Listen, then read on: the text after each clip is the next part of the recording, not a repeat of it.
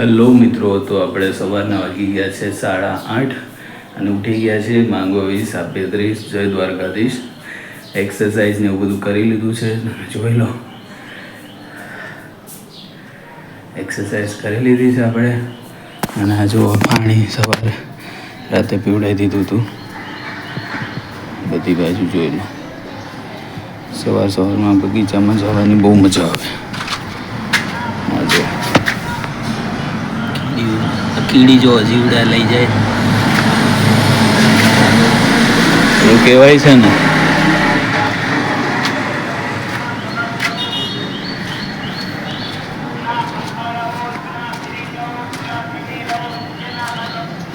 સવારમાં મસ્ત મજાનો તડકો છે.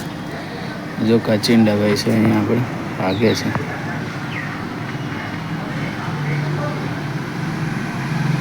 ક્યાંય ભાગી ગયું. કુંડામાં રાતે પાણી આપણે સાંજે ભરી દીધું હતું, બંનેમાં છે. બસ તો મિત્રો આવું કંઈક છે આપણે આજે. આ જાંબુડાનું ઝાડ હવે ધીરે ધીરે ગ્રો થાય છે.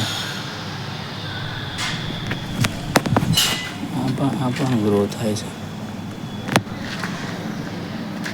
આને આપણે કાલે બાંધી દીધું હતું, પવનમાં પડી ન જાય એટલા માટે. તો કંઈ નહીં મિત્રો, બને વ્લોગમાં. આપણે જો પરસેલો રેપ જેપ થઈ ગયા છે એક્સરસાઇઝ કરીને. હવે આપણે દૂધ ને કેળાને એનો નાસ્તો કરી લઈએ પછી તો. હેલો મિત્રો, તો આપણે જમવા માટે આવી ગયા છીએ. જમવામાં આજે છે છાશ, પાલકવાળી દાળ, ભાત અને કેરી.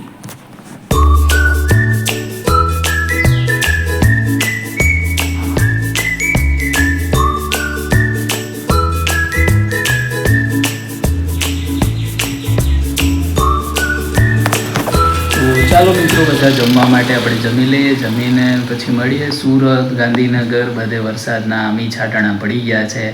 જોઈએ સમગ્ર ગુજરાતમાં ક્યારે વરસાદ ચાલુ થઈ જાય, જેથી ગરમીમાં રાહત થઈ જાય. ઘણી રાહત થઈ ગઈ છે. પવનને એવું સારું હોય છે, વાદળછાયું વાતાવરણ હોય છે, એટલે ઘણી રાહત તો થઈ ગઈ છે. પણ એકવાર વરસાદ આવી જાય ને તો મોજ પડી જાય. તો બન્યા રહો બ્લોગમાં, મળીએ. હલો મિત્રો, તો આપણે હવે સાંજના 5:30 જેવા થઈ ગયા છે. તો ભૂખ લાગી છે અને વોકિંગ કરવા જવાનું છે. તો અત્યારે આપણે ચણા અને આમાં ખાખરા છે, તો ચણા અને ખાખરા આપણે ખાઈ લઈશું. ખાઈને પછી આપણે વોકિંગ ને એવું કરવા જવાનું છે. તો કરી આવશું. આવીને પછી પાણીને એવું ઝાડને પીવડાવવાનું છે, એ પણ પીવડાવી દઈશું. અહીંયા આ સાઈડ પીવડાવવાનું બાકી છે.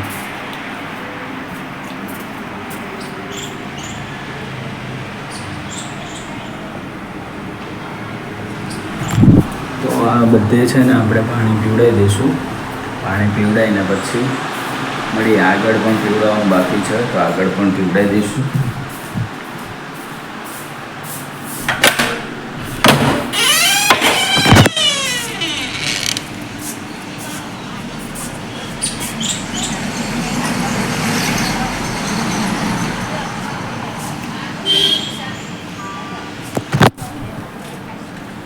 બધે બાકી છે આપણે પાણી પીવડાવવાનું, તો બધે સાથે સાથે પીવડાવી દઈએ. અને આપણે આજે વોકિંગ કરવા જઈએ. વોકિંગ કરીને મળીએ તમને. હેલો મિત્રો, તો આપણે વોકિંગ કરવા માટે આવી ગયા છીએ. અને અત્યારે જો સુરજ દાદા તો તપે છે.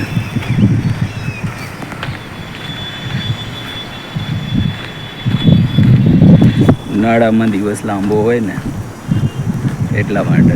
હજી સુધી આમ સૂર્યાસ્ત થયો નથી. 7-7:30 પછી થાય અને અત્યારે જોવાતું નથી, એટલો તડકો લાગે છે. ગરમી નથી પણ તડકો છે. તો હવે આપણે અડધી કલાક જેવું વોકિંગ કરી લઈએ, પછી તમને મળીએ. મિત્રો, જીવનમાં છે ને રોજ તમે અડધી કલાક બહાર નીકળી જાઓ. ગમે ત્યાં, તમને મોલમાં ગમે તો મોલમાં નીકળી જાઓ, ગાર્ડનમાં ગમે તો ગાર્ડનમાં, તળાવ હોય ત્યાં. તો અડધી કલાક બહાર નીકળશો ને તો તમને નવું જોવા જાણવા મળશે, ફ્રેશ એર મળશે. ઘરમાં પડ્યા રહેવાથી તો કંઈ થશે નહીં. તમે જે રૂટીન લાઈફ જીવતા હો એ જ જીવશો તો તમને મજા નહીં આવે. એટલે બની શકે તો દરરોજ ગમે તે એક ટાઈમ ફિક્સ કરી લો, સવારે સાંજે અડધી કલાક બહાર ફેમિલી સાથે નીકળી જવાનું, એકલા નીકળી જવાનું, જ્યાં તમને ગમતું હોય ત્યાં. પછી જો તમને કેવી મજા આવે છે જીવન. હલો મિત્રો, તો આપણે હવે વોકિંગ ને એવું થઈ ગયું છે. હવે બહાર નીકળીને ઘરે જઈએ. ઘરે જઈને તમને મળી. હલો મિત્રો, તો આપણે વોકિંગ કરીને ઘરે આવી ગયા છીએ.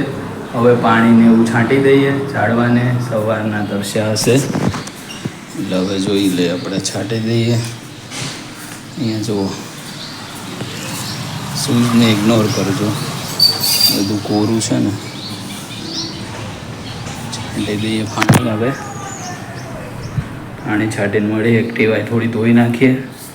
અને આજે મંદિરે જવાનું છે, તો બહુ કામ છે આજે. મંદિરે જવાનું છે, બસ પાણીને એવું પીવડાવીને પછી મંદિરે પહોંચી જઈએ.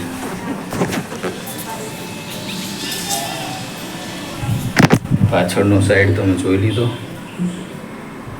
મિત્રો, જીવનમાં છે ને ડિસિપ્લિન બહુ જરૂરી છે. આપણે એવું માનતા હોઈએ કે મોટિવેશન મળે તમને. મોટિવેશન તો ટેમ્પરરી વસ્તુ છે, પણ ડિસિપ્લિન છે ને એ જ ખરેખર જેમ જે કહેવાય ને કોઈ પણ વસ્તુનો હીરો, તો એ ડિસિપ્લિન છે.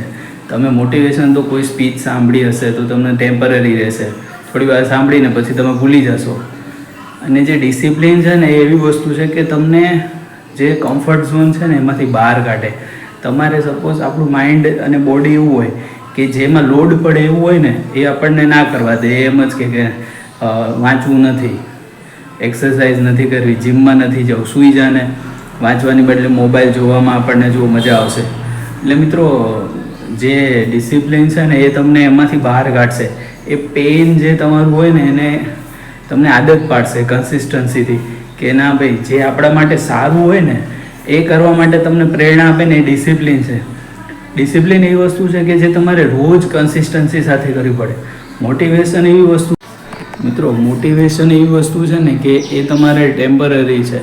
આજે તમને મોટિવેશન થઈ ગયું, કોઈ વિડીયો જોઈ લીધો તો આજે તમે વાંચવા બેસી ગયા, અથવા જીમમાં જઈ આવ્યા, અડધી કલાક એક્સરસાઇઝ કરી, વાંચવા બેઠા તો 4-5 કલાક વાંચી લીધું, પણ બીજા દિવસે એકદમ લો થઈ જશો તમે. બીજા દિવસે તમને જવાની જ મજા નહીં આવે. પણ ડિસિપ્લિન એવી વસ્તુ છે કે તમારે 10 મિનિટે રોજ એક્સરસાઇઝ કરવી એટલે કરવી. એવું નથી કે કલાક તમારો ધ્યેય હોય, પણ તમે 10 મિનિટ કરો ને તો એને ડિસિપ્લિન કહેવાય. કે રોજ મારે કોઈ પણ બુકના 2 પેજ વાંચવાના છે તો એ રોજ વાંચો ને તો એને ડિસિપ્લિન કહેવાય. મોટિવેશનમાં તમારે શું એક્સટર્નલ ફોર્સની જરૂર પડે કે બહારથી તમને કોઈક મોટિવેટ કરે કે ના ભાઈ તું આ કર, અથવા તું વાંચ, અથવા તમે કોઈ વિડીયો જોયો, મોટિવેશનલ સ્પીચ જોઈ, અથવા કોઈને જોયા તો તમને એની કોપી કરવાનું થયું, તો એ મોટિવેશન છે. એ ટેમ્પરરી છે. એટલે લાવવું હોય ને તો જીવનમાં ડિસિપ્લિન લાવવું જોઈએ.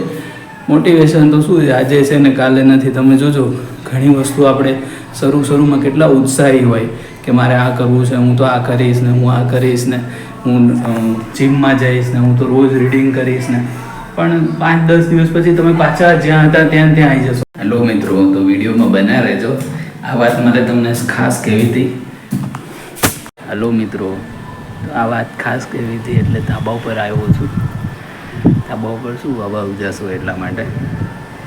મિત્રો, જે આગળ મેં વાત કરીને મોટિવેશન અથવા ડિસિપ્લિન, જો આ બેમાંથી તમારે કંઈ ચૂઝ કરવું હોય ને તો ડિસિપ્લિનને ચૂઝ કરજો.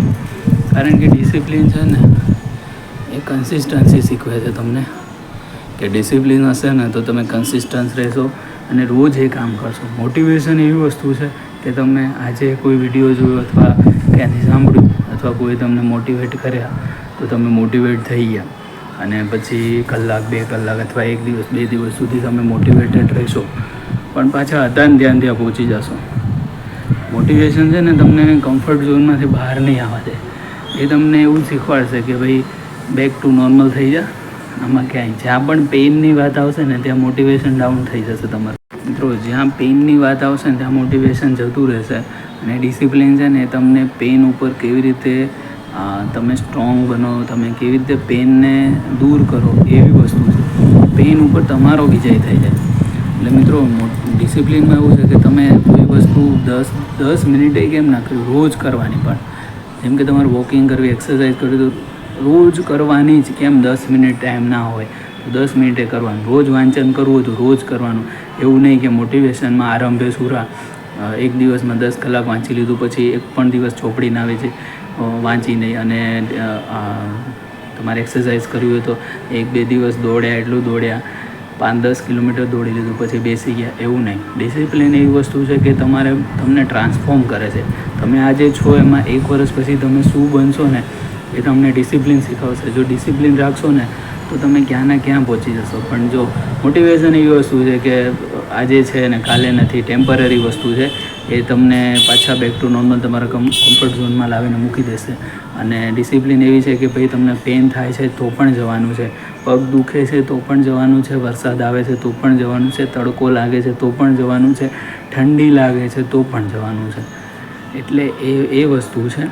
એટલે મિત્રો બની શકે ને તો જીવનમાં ડિસિપ્લિન લાવો. જે ડિસિપ્લિન હશે ને વ્યક્તિ, એ તમે જોજો એ સફળ જ હશે જીવનમાં. બાકી તમે કોઈ ડિસિપ્લિન, અને એની માટે તમારે શું છે કે એન્વાયરમેન્ટ બહુ મેટર કરે છે કે તમારી આજુબાજુ કોણ લોકો છે, કેટલું ડિસિપ્લિન ફોલો કરે છે. જો આજુબાજુમાં કોઈ ડિસિપ્લિનવાળું નહીં હોય ને તો ચાન્સીસ એવા છે કે તમે ડિસિપ્લિન ફોલો નહીં જ કરી શકો. એટલે બની શકે તો ડિસિપ્લિન ફોલો કરતા હોય ને એવા લોકોની જોડે રહેવાનું રાખો, જેથી કરીને તમારામાં પણ ડિસિપ્લિન આવે.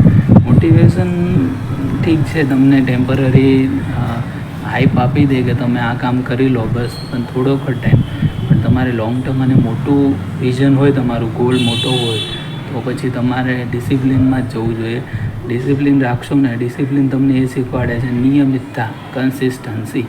રોજ આ કામ કરવાનું છે વિધાઉટ બ્રેક, 365 દિવસ એ કામ તમે કરો તો તમારો ગોલ તમે અચીવ કરી શકો.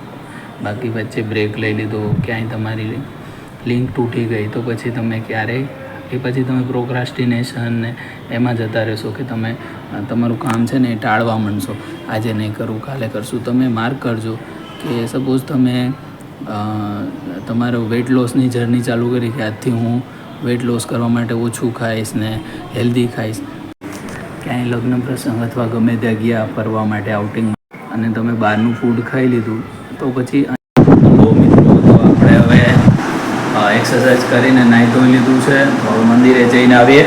મંદિરે જઈને આવીને પછી તમને મળું.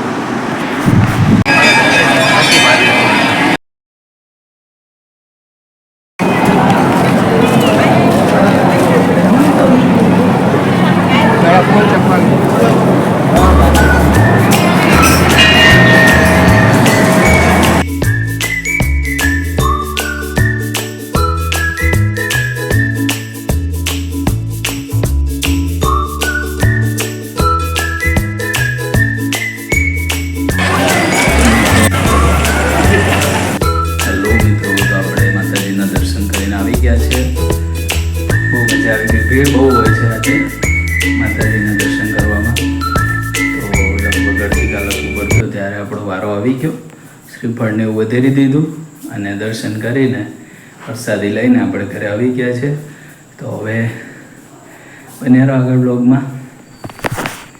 હેલો મિત્રો, તો આપણે જમવા માટે બેસી ગયા છે. આજે જમવામાં છે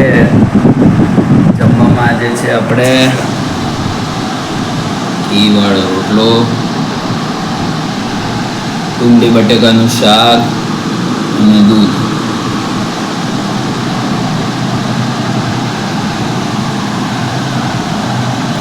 તો ચાલો મિત્રો બધા જમવા માટે